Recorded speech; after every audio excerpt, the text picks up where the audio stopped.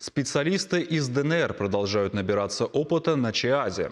Сотрудники Донецкого и Торецкого электротехнических заводов вместе с чувашскими коллегами создают блочно-модульную подстанцию для Мариуполя. О тонкостях сотрудничества и взаимодействия в нашем следующем сюжете.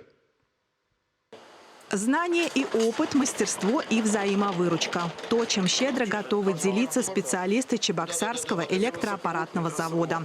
Наше предприятие взяло шефство над Торецким и Донецким электротехническими заводами. В рамках этой работы организовано производство продукции для восстановления энергохозяйства Донбасса. Сотрудники Донецкого электротехнического завода на данный момент участвуют в установке оборудования распредустройства в подстанцию 35 киловольт, город 2 для города Мариуполя. Данное оборудование является небольшим вкладом в общий проект по восстановлению электроснабжения Донбасса. Торецкий и Донецкие электротехнические заводы ранее выпускали продукцию для добывающей промышленности. В нынешних же реалиях вырос спрос на оборудование для восстановления жизнеобеспечения городов и сел. Сейчас сотрудники вместе с чувашскими коллегами создают блочно-модульную систему для Мариуполя.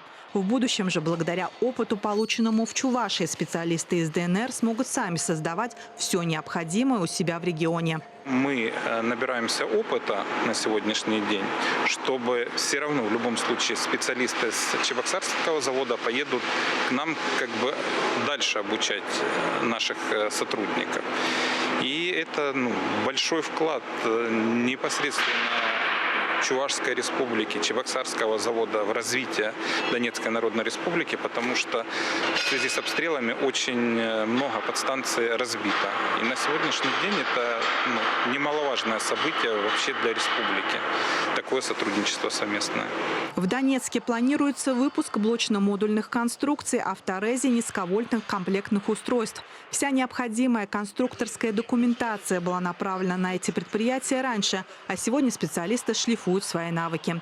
Начальники цехов, рабочие заводов показали себя грамотными специалистами, продемонстрировали свой класс и мастерство. В рабочих моментах у нас много схожего, отметили гости. Но в каждом технологическом процессе есть и свои тонкости.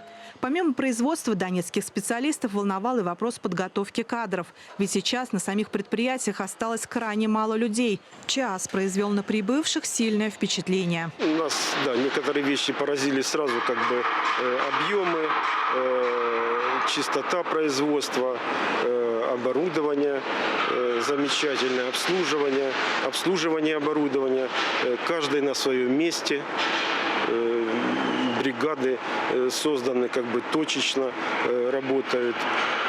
Это нас очень порадовало. Каждый производственник хочет, желает, чтобы у него так работало производство, как часы. И главное, это не только новые впечатления и знания, которые у нас получили специалисты, но и заданный вектор на созидание. Людмила Майкова, Георгий Кривошеин, Вести Чувашия.